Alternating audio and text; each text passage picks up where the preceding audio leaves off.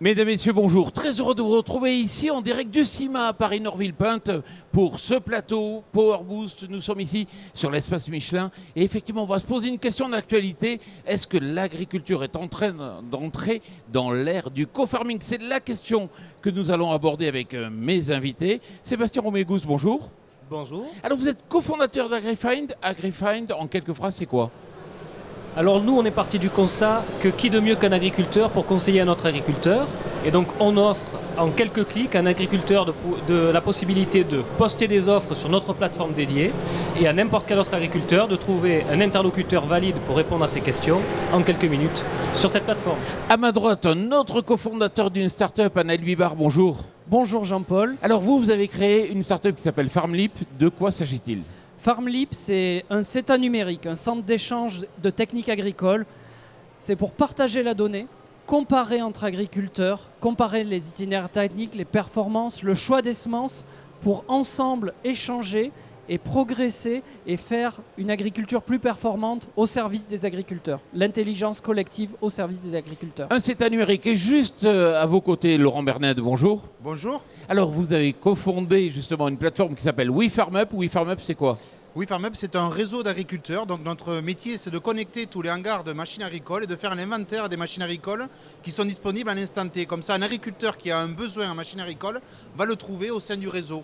Il y a un agriculteur propriétaire qui va dégager un nouveau revenu, un agriculteur locataire, donc il va avoir accès à la machine sans forcément s'endetter en ne payant que ce qu'il a besoin. Alors toutes ces plateformes qui sont, j'en suis sûr, de véritables révolutions s'inscrivent dans un mouvement qui est beaucoup plus large qui s'appelle le co-farming. Alors il me faut une définition du co-farming. C'est quoi le co-farming?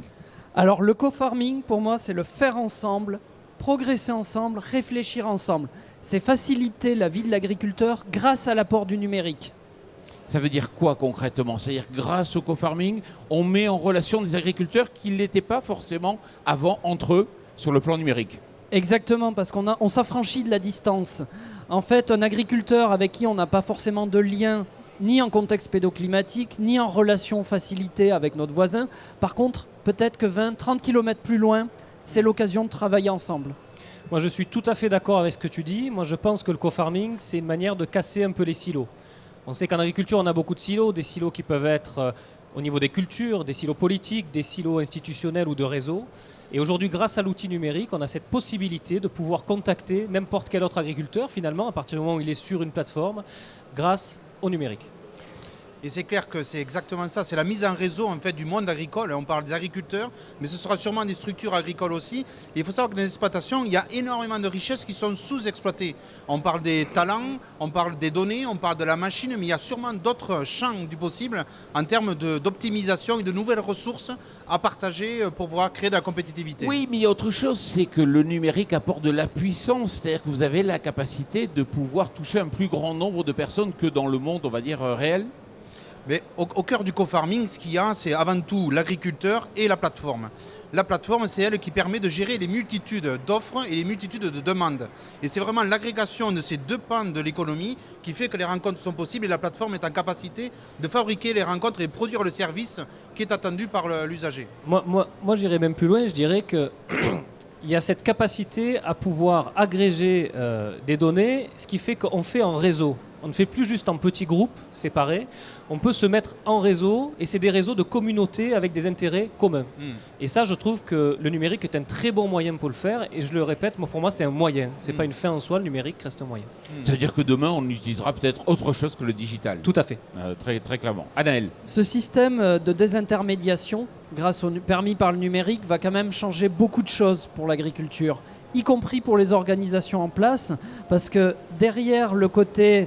On peut mettre en relation un agriculteur A avec un agriculteur B ou beaucoup plus loin.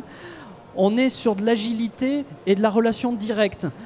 On passe plus par une structure avec une centralisation, si ce n'est la plateforme, voire demain, plus forcément de plateforme avec ce qu'on voit dans le Bitcoin, qui est en fait une mise en relation directe des ordinateurs sans qu'ils aient à se connaître ou à communiquer ensemble autrement que par le cloud ou le numérique.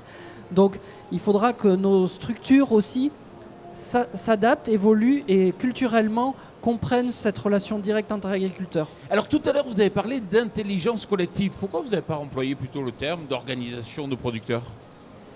justement pour ce côté décentralisé. L'intelligence collective, derrière, il y a une notion d'agilité.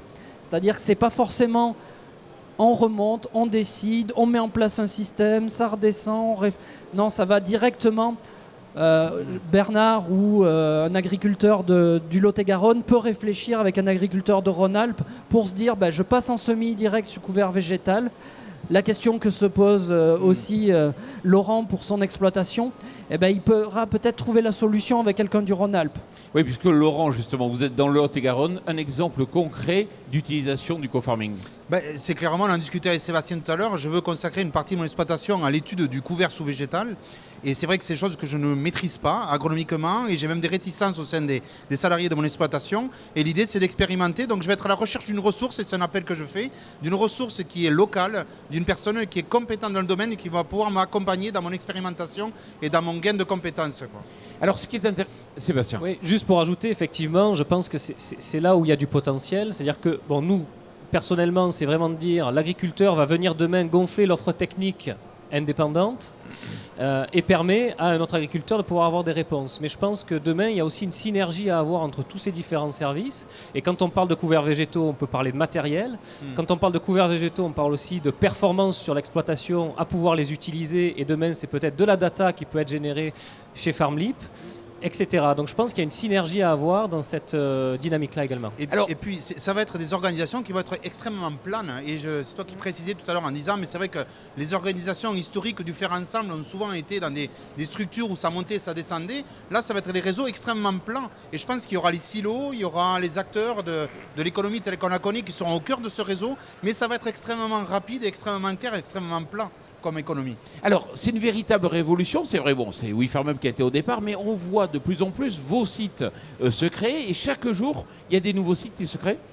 Ah bah oui, enfin nous sur la problématique, sur le sujet que l'on traite de l'accès à la machine agricole, je crois qu'il y aura une dizaine de plateformes dans le monde qui se sont créées depuis qu'on a sorti WeFarmUp en 2015. Donc ce qui prouve qu'il y a un véritable intérêt. Alors suivant les pays, on en a en Inde, il y en a en Afrique, il y en a aux États-Unis, il y en a au nord de l'Europe. Donc ça traite des sujets différents. On peut imaginer que dans l'Inde, c'est vraiment la fabrication de l'accès à la machine agricole. On part du motoculteur ou de la traction animale, on va passer à la machine agricole.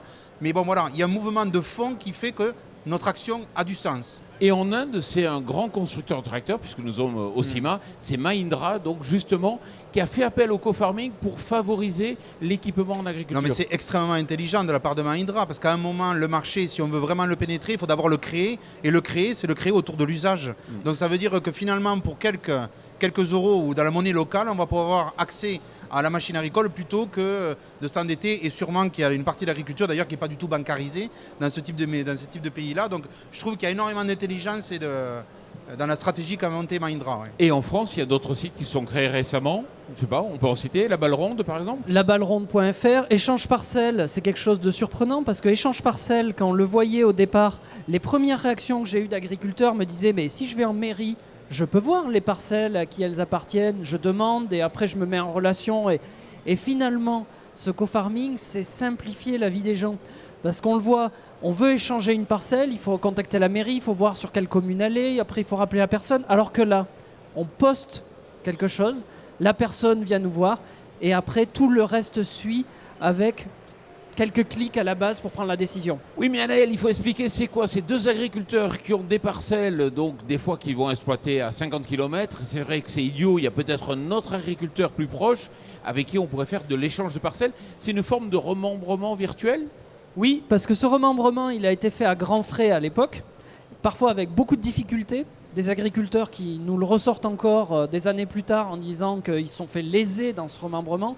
Donc quand les choses sont imposées, on se heurte à des murs, voire à des oppositions farouches. Alors que là, c'est sur la base du volontariat et pour pouvoir mieux produire ensemble. Donc vraiment, ces échanges de parcelles pourront être facilités, comme les échanges de data. Quand on parle dans la data de partager sa donnée, on dit oui, mais ma donnée, elle a de la valeur. Alors si je la mets en commun, à qui va aller cette valeur ? Nous, avec FarmLeap, ce qu'on veut aussi, c'est simplifier cet échange de data, mais surtout garantir que la valeur produite par ces data revienne bien aux agriculteurs qui les ont mises en commun. Alors, on a Il y a- cité il y a- aussi le cas de la charrette, pardon, allez-y. Ouais, il y a un véritable enjeu économique. C'est vrai qu'il y a un enjeu social, de partage, etc. Mais il y a un véritable enjeu économique parce que si d'aventure je peux échanger ma parcelle qui est à 20 km, je vais m'économiser d'aller à 20 km pour pouvoir circuler avec mon tracteur. C'est énorme. Et en fait, dans toutes les solutions qu'il y a dans le co-farming, on se rend bien compte que l'économie est au cœur. C'est-à-dire que le but du jeu, c'est quand même générer de la compétitivité supplémentaire. Dans le cas de la machine agricole, c'est pas 10 euros, c'est pas 100 euros, c'est pas 500 euros, c'est plusieurs milliers d'euros qu'on peut générer grâce à la plateforme. Donc il y a un enjeu vraiment de Sébastien. compétitivité. Hein. Moi, je pense qu'on est au cœur du système, en fait. C'est de dire comment augmenter la compétitivité de l'exploitation agricole par une meilleure circulation de l'information. Et je pense que quand on parle d'information, c'est tout type d'information. Des compétences, de la data qui permet de pouvoir se comparer efficacement, du matériel inusité qui va tourner quelques centaines d'heures par an et qu'on peut valoriser autrement, vente de foin et de fourrage, etc. Donc c'est toute cette... je pense que c'est un enjeu très fort de demain, c'est comment on fait mieux circuler l'information grâce à ces plateformes et l'outil numérique. Et vient se créer lacharrette.com, je crois, ou .fr. Optimisation des flux.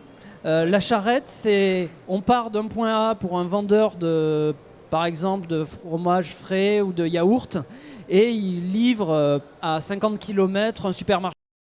Le camion frigo, il ne va pas l'exploiter à 100%. Donc, il va prendre, par exemple, la viande du voisin et donc on va louer un espace de mètres cubes de camion frigo pour optimiser les flux.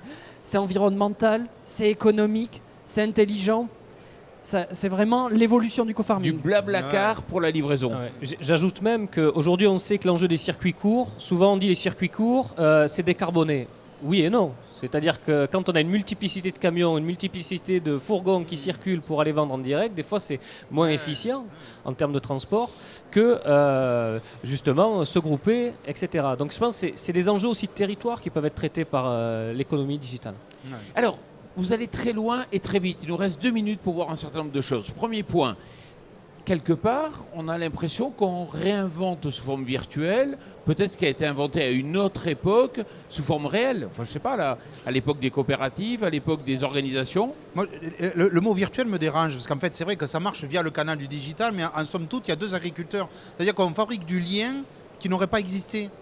Voilà, le gars qui est à 30-40 km de chez moi et qui d'aventure a une expertise dans le couvert végétal, je ne le connaîtrais pas si j'avais pas ça. Et c'est vrai que c'est la simplicité de l'usage de ce type d'outil-là qui fait qu'en un clic, je vais le reconnaître, je vais le voir et je vais pouvoir lui acheter peut-être 2 heures ou 3 heures de son temps. Quoi. Exactement. L'agriculture sait faire du faire ensemble depuis déjà des siècles. Ça remonte au XIIIe siècle, les fruitières du Jura, les coopératives où on partage le lait pour produire ensemble parce qu'on n'en produit pas assez tout seul. Sauf que là, c'était un petit réseau. Donc, cet élément du digital, c'est une révolution qu'on n'a pas encore complètement assimilée. La digitalisation des entreprises est en cours. L'agriculture doit se saisir de ça et les agriculteurs doivent s'en saisir parce que c'est un outil qui leur servira eux directement. Et je dirais que si le numérique n'est pas au service de l'humain et de l'économie réelle et du monde réel, on aura loupé quelque chose. Donc de toute façon, c'est une vraie... Donc vous êtes un centre de formation qui fait appel à cet outil numérique effectivement pour agrandir les possibilités et donner accès à un acteur agriculteur de pouvoir développer une activité de son côté. Vous êtes un CETA numérique, vous faites de l'entraide version 3.0, il y avait l'entraide traditionnelle avec son voisin, mais là on va beaucoup plus loin. Il y a de la livraison, il va y avoir d'autres services qui vont naître comme ça ? Il y a le champ du possible, il y en aura autant de services sûrement qu'il y aura de ressources inexploitées. Donc à l'heure actuelle, on ne sait pas, mais j'imagine qu'il doit y avoir plein de projets qui sont en gestation pour essayer d'optimiser encore les exploitations agricoles. À titre d'exemple, par exemple, nous, on a développé donc cette fameuse plateforme qui est ouverte et disponible aujourd'hui où n'importe quel agriculteur peut créer son activité de conseil en 10 minutes et où un autre agriculteur, en quelques minutes aussi, peut identifier un autre agriculteur qui a les compétences. Mais demain, on imagine un centre de formation 3.0 au service des OPA, donc on est bien en synergie avec l'existant, pour pouvoir digitaliser le savoir-faire des agriculteurs et le distribuer au plus grand nombre au sein de ce réseau. Toute dernière question, vous créez une association qui s'appellera le co-farming. Justement pour fédérer les énergies, parce que c'est en France que naît le co-farming. Là aujourd'hui c'est historique, on est au point zéro, on va dire, du début du co-farming qui va se généraliser dans le monde et on sent effectivement la puissance de cet outil. Et vous organisez un colloque, où et quand ? Alors le colloque a lieu le 1er mars, donc mercredi prochain, il débute à 14h, il me semble que c'est dans la mezzanine du hall 3. ou 5. Ou 5. Donc le mieux, c'est d'aller voir sur le site internet qui s'appelle... cofarming.info. Comme ça, au moins, vous serez sûr d'avoir Ouais. la bonne La salle. bonne information. Et c'est gratuit.